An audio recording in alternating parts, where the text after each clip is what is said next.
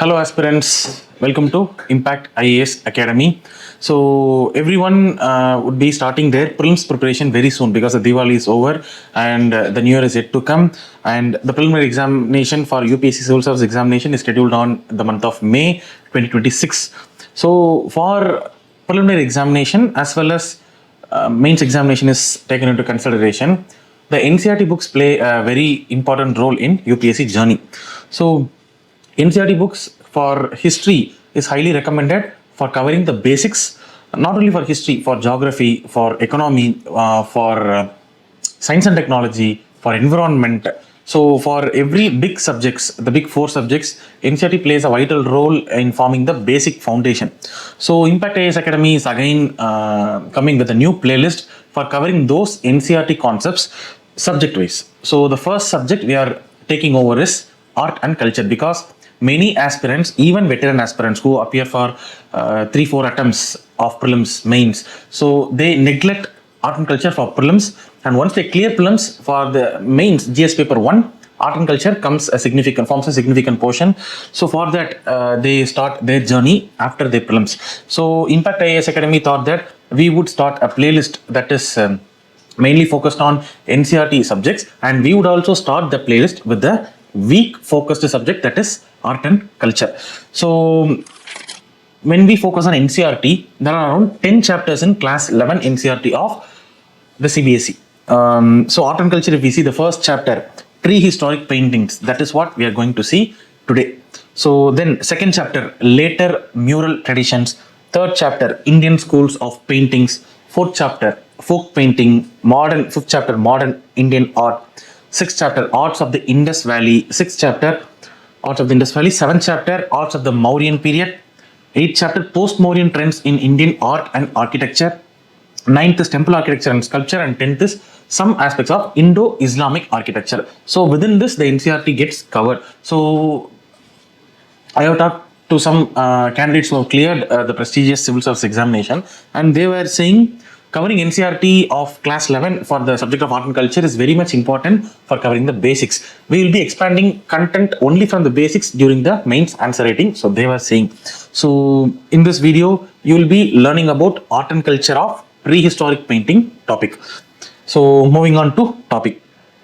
Prehistoric rock painting. So what is prehistory? So prehistory generally denotes the area of history before writing was invented. So before writing was invented, people expressed their thoughts in some other form.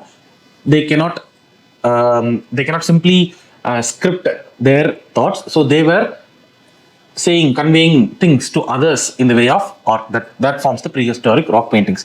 So I'll be reading the content line by line, and I will be also explaining it in the language of Tamil, so that the aspirants of State Public Service Commission also can understand. So moving on to the introduction part. The distant past before the existence of paper, language or written records is referred to as prehistory. So நம்ம வந்து paper தயாரிக்கிறதுக்கு முன்னாடி, காகிதம் தயாரிக்கிறதுக்கு முன்னாடி, நம்ம ஒரு மொழி தயாரிக்கிறதுக்கு முன்னாடி, நம்ம வந்து எழுத்துப்பூர்வமாக ரெக்கார்ட் தயாரிக்கிறதுக்கு முன்னாடி என்னென்னலாம் வந்து நமக்கு பாஸ்ட் இருந்துச்சோ அதை தான் வந்து நம்ம ப்ரீ ஹிஸ்ட்ரி அப்படின்னு நம்ம சொல்றோம். So understanding how human beings lived during prehistoric times was initially challenging due to the absence of written evidence. எழுத்துப்பூர்வமான நமக்கு சான்று இல்லாததுனால நம்ம வந்து முன்னாடி இருந்த மனிதர்கள், ப்ரீஹிஸ்டாரிக் டைம்ஸ் இருந்த மனிதர்கள் வந்து எப்படி வாழ்ந்தாங்க அப்படின்னு நம்மளால நேரடியாக சொல்ல முடியல. However, systematic archaeological excavation have enabled scholars to reconstruct the life of early humans. Excavations at the prehistoric sites have revealed tools, pottery, dwellings, animal and human skeletal remains and fascinating cave drawings. அதாவது என்ன சொல்றாங்கன்னா, இந்த prehistoric குகைகளை வந்து நம்ம excavate பண்ண நம்ம அதில் ஆராய்ச்சி மேற்கொள்றப்ப அவங்க யூஸ் பண்ண டூல்ஸ், அவங்க யூஸ் பண்ண பானைகள், பாட்ரி, அவங்க யூஸ் பண்ண டுவெல்லிங்ஸ், அவங்க அந்த நேரத்தில் இருந்த மிருகங்கள், அந்த நேரத்தில் இருந்த மனித மிருக உறவுகள், அதை பற்றி நம்ம வந்து தெரிஞ்சுக்கலாம் இந்த கேவ் டிராயிங்ஸ் மூலிமா அப்படின்னு சொல்கிறாங்க. So by analysing these findings, archaeologist have pieced together a relatively accurate understanding of prehistoric life. Once basic survival needs, அதாவது நம்ம அடிப்படையாக நம்ம வாழ்வதற்கு எதெல்லாம் தேவை, உணவு, தண்ணீர் அண்ட் உடுத்துவதற்கு உடை. ஸோ இது மூணு வந்து கிடைச்சதுக்கு அப்புறம் மனிதன் என்ன பண்ண ஆரம்பிக்கிறான்னா, அவனுக்கு தோன்ற சிந்தனையை வந்து அவன் வந்து வெளிப்படுத்தணும் அப்படின்ற மாதிரி நினைக்க ஆரம்பிக்கிறான். So humans began expressing their thoughts, beliefs and emotions. எப்படி வெளிப்படுத்த ஆரம்பிச்சாங்கன்னா, ஆர்ட்டை வந்து கையில் எடுத்தாங்க, ஆர்ட் மூலியமா எக்ஸ்பிரஸ் பண்ண ஆரம்பிச்சாங்க. அந்த ஆர்ட்டை வந்து எங்கெங்கெல்லாம் அவங்க வந்து செதுக்க ஆரம்பிச்சாங்க அப்படின்னா கேவ் பெயிண்டிங்ஸாகவும் ராக் என்கிரேவிங்ஸாகவும் அவங்க பண்ண ஆரம்பிச்சாங்க. So these early artistic expressions represent the beginning of aesthetic sense in human civilisation. So இப்போ ப்ரீஹிஸ்டாரிக் கேவ் பெயிண்டிங்ஸ்க்கு உள்ள போனோம் அப்படின்னா prehistoric cave paintings dating back to upper Palaeolithic era. So நம்ம ஏன்ஷியன்ட் இந்தியன் ஹிஸ்ட்ரி அதில் நம்ம வந்து படிச்சிருப்போம். History is divided into Palaeolithic, Mesolithic, Neolithic, அதுக்கப்புறம் சால்கோலித்திக். ஸோ அந்த மாதிரி ஒரு டைம்லைன் இருக்கும். ஸோ அந்த இதில் பேலியோலித்திக்கே வந்து 3 பிரியும்: lower Palaeolithic, middle Palaeolithic and upper Palaeolithic. Lower and middle பேலியோலித்திக்ல வந்து பெயிண்டிங்ஸ் இருக்காது. அப்பர் பேலியோலித்திக் பீரியட்ல தான் வந்து பெயிண்டிங்கே ஸ்டார்ட் ஆயிருக்கும். ஸோ அதனால தான் நம்ம ப்ரீஹிஸ்டாரிக் கேவ் பெயிண்டிங்ஸ் வந்து நம்ம இங்கே கூட they date back to the upper Palaeolithic era அப்படின்ற மாதிரி சொல்றாங்க. So they have been discovered in many parts of the world. In India the earliest rock paintings were found between the year ரொம்ப முக்கியம் with respect to Tamil Nadu public service கமிஷன்ல year ரொம்ப முக்கியம். So முதல்ல earliest rock paintings இந்தியாவில் இப்போ கண்டுபிடிச்சாங்க 1867 to 1868, அதாவது 1867 இருந்து 68.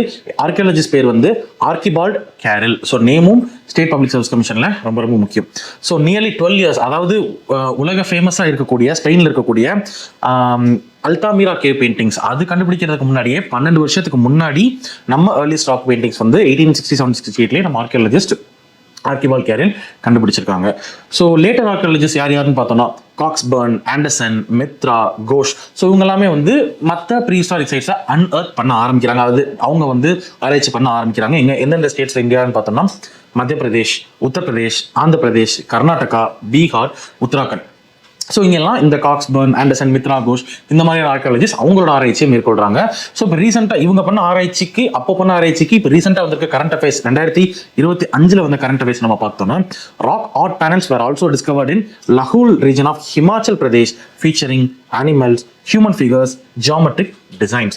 So this discovery indicates that prehistoric artistic traditions extended even into trans-Himalayan zones. நம்ம எழுத்துப்பூர்வமான ஆதாரங்கள் வர்றதுக்கு முன்னாடி நம்ம அவரோட தாட்ஸ் பிலீஃபை வந்து எக்ஸ்பிரஸ் பண்ணது ஹிமாலயாஸ் வரைக்கும் கூட ரீச் ஆயிருக்கு அப்படின்ற மாதிரி இப்போ 2025 எக்ஸ்கவேட் பண்ணதுல கண்டுபிடிச்சிருக்கோம்.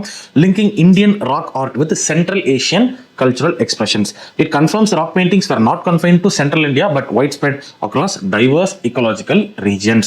So இதோட இந்த வீடியோவை நம்ம ஸ்டாப் பண்றோம். அப்கமிங் வீடியோல நம்ம பார்க்க போறது என்னென்ன மாதிரி ஆர்ட் ஒர்க்ஸ்லாம் அவங்க எக்ஸ்ப்ளோர் பண்ணாங்க ப்ரீ ஹிஸ்டாரிக் டைம்ஸ்ல. அடிஷ்னலாக வந்து காஷ்மீரில், அதுவும் குறிப்பாக காஷ்மீரில் வந்து கிரானைட் ராக்ஸ் வச்சு அவங்க வந்து என்கிரேவ் பண்ணியிருப்பாங்க. அது எப்படின்றதையும் பார்க்க போகிறோம். அடுத்து especially centre of art and கல்ச்சரில் ப்ரீ ஹிஸ்டாரிக் பெயிண்டிங்கில் இருக்கிறது நம்மளோட பிம்பேத்கா கேவ்ஸ். அதோட பெயிண்டிங்ஸ் அதில் ஒரு 3 டைப் ஆஃப் பெயிண்டிங்ஸ் இருக்குது, 3 டைப் ஆஃப் க்ரானாலஜி இருக்குது. அது என்னன்றதை நம்மளோட அப்கமிங் பிளேலிஸ்ட்டில் பார்ப்போம். ஸோ இந்த பிளேலிஸ்ட்டை நீங்கள் தொடர்ந்து ஃபாலோ பண்ணிங்கன்னா ஆர்ட் அண்ட் கல்ச்சர் சப்ஜெக்ட்டை ப்ரிலிம்ஸ் அண்ட் மெயின்ஸ் யூபிஎஸ்சிக்கும் சரி, Tamil Nadu public service commission group 1 exam, group 2 எக்ஸாமுக்கும் சரி நீங்கள் கவர் பண்ணிடலாம். இந்த பிளேலிஸ்ட்டை மறக்காம ஃபாலோ பண்ணுங்கள். இம்பாக்ட் ஐஏஎஸ் அகாடமிக்கு சப்ஸ்கிரைப் பண்ணிடுங்க. தேங்க்யூ.